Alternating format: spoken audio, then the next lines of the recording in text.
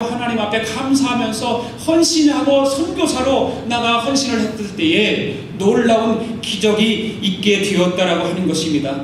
얼마나 그 한쪽 다리를 가지고 선교의 사명을 감당하면서 그 아프리카 10인족에게 복음을 전했을 때에 그들로 하여금 하나님의 복음을 듣게 하고 하나님을 찬양하게 하고 하는 그런 일들을 감당해냈을 때 이분은 얼마나 감사했겠습니까? 오늘 본문은 다윗이 하나님께 너무 감사해서 드린 감사의 기도문입니다. 이스라엘은 언약궤라고 하는 것이 있었습니다. 이것을 다른 말로 법궤라고도 합니다. 그 속에는 아론의 지팡이와 또 십계명 돌판이 들어있습니다. 그리고 만나가 그 안에는 들어있습니다. 하나님의 신적 거리가 그 법궤 안에 들어있었습니다. 그런데 사울왕 때는 이 법궤가 70여 년 동안 변방에 비치되어 있었습니다. 있을 수 없는 일이었습니다. 하나님의 신이 그 안에 함께 역사하는 그런 법궤였었는데 변방에 방치되었다고 하는 것은 있을 수가 없었습니다. 그래서 다윗이 왕이 되면서 가장 먼저 한 작업이 뭐냐면 이 언약궤를 예루살렘으로 옮기는 것이었습니다. 그래서 다윗은 감격했습니다. 너무나 기뻤습니다. 안도했습니다. 그리고 나서 너무 감격해서 감사하는 기도를 드리는 모습입니다. 그때 다윗은 오늘 본문의 말씀이 바로 그런 기도의 내용입니다. 다시 한번 오늘 본문 말씀을 읽어볼까요? 시작. 여호와께 감사하라. 그는 선하시며 그의 인자하심이 영원하미로다. 너희는 이르기를 우리 구원의 하나님이여 우리를 구원하여 만국 가운데서 건져내시고 모사 우리에게 주의 거룩한 이름을 감사하며 주의 영광을 드높일지어다. 여호와 이스라엘 하나님을 영원부터 영원까지 송축할지로다 하며 모든 백성이 아멘하고 여호와를 찬양하였더라. 할렐루야.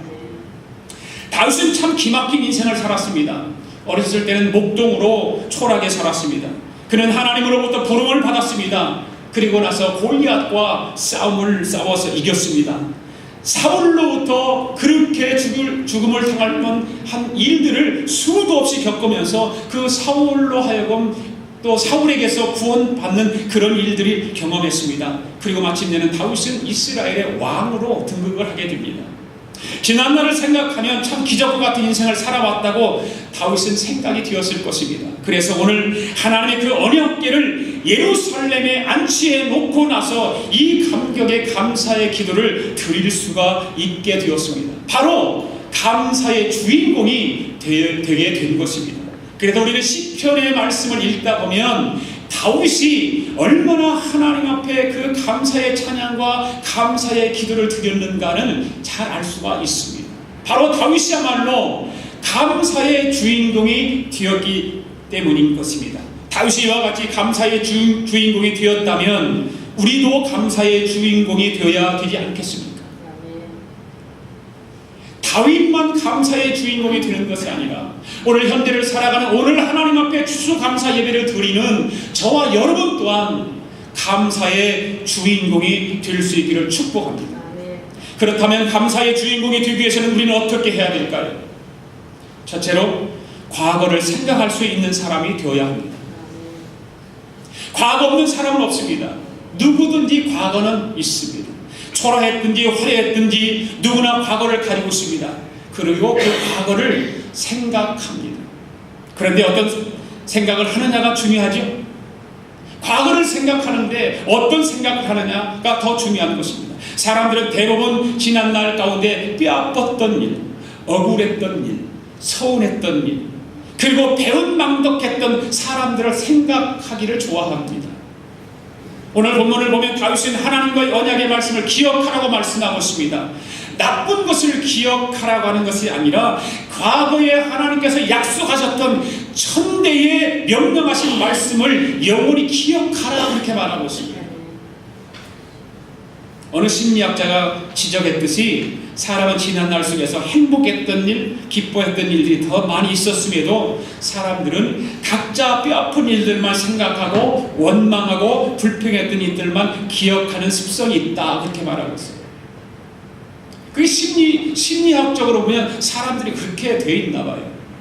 왜? 죄인이니까 그러겠죠.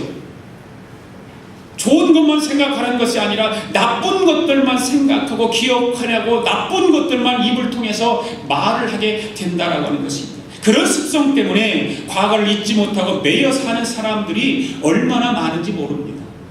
그런 것 때문에 우울증에 걸리고, 그런 것 때문에 사회 속에 발을 내딛지 못하고 방에 틀어박혀서 혼자 고민하고 혼자 눈물을 흘리며 사는 사람들이 얼마나 많은지 모릅니다.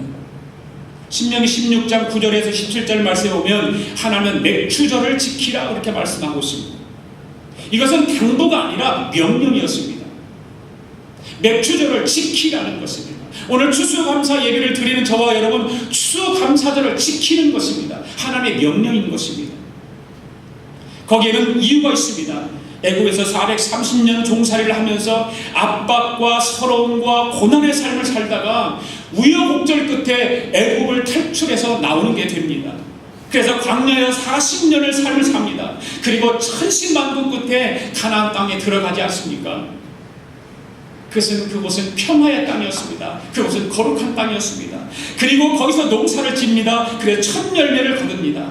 얼마나 감격스러웠겠습니까? 얼마나 기쁨이 충만했겠습니까? 그 430년 동안 종살이를 하고 40년 동안 광야에서 고난 가운데 있으면서 그 아름다운 가나안 땅에 들어가서 농사를 지어서 첫 소득을 가지고 하나님 앞에 예배를 드렸을 때에 얼마나 감동스러웠겠습니까? 과거를 생각하면 꿈만 같았던 그런 일들이 많았을 것입니다.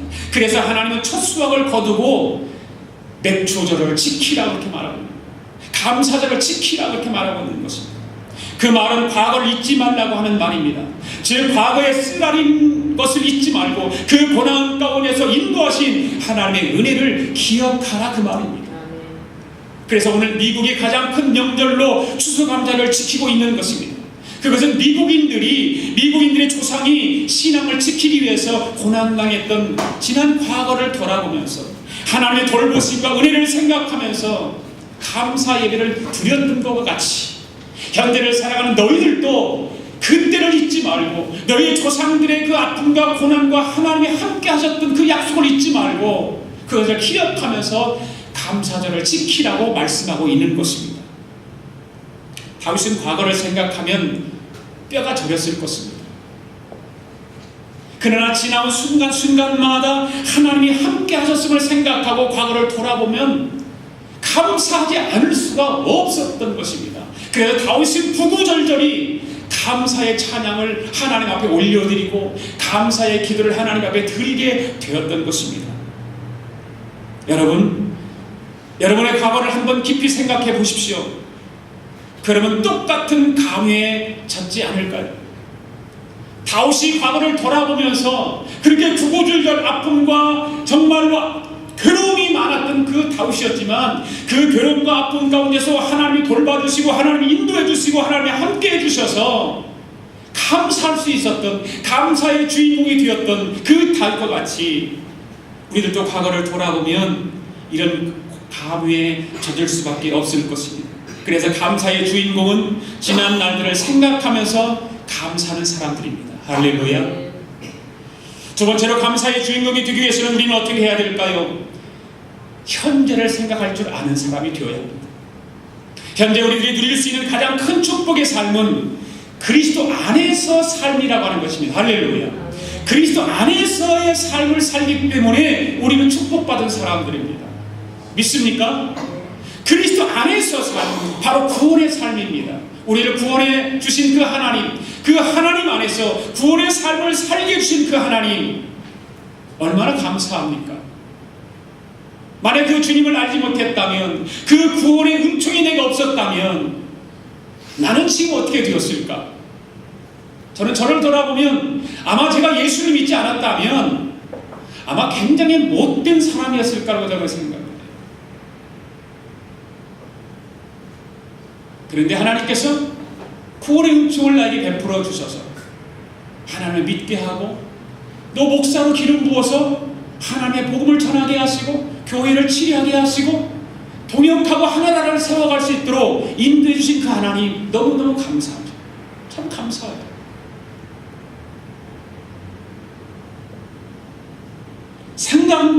하면 할수록 감격하고 감사하지 않을 수 없는 그런 일들이 우리에게는 너무나 많지요. 밀턴이라고 하는 사람은 말년의 소경으로 살았습니다. 에디슨은 귀머거리가 되어 살았습니다. 그럼에도 그들은 한결같이 감사하면서 살았습니다. 왜 그러냐면 구원을 받고 보니까 귀머거리 소경이 것이 문제가 아니었어요. 귀가 먹은 것이 그렇게 문제가 안 되었어요. 예. 그렇게 감사하면서 살아가는 에디슨에게 하나님은 어떻게 했습니까? 발명왕으로 쓰셔서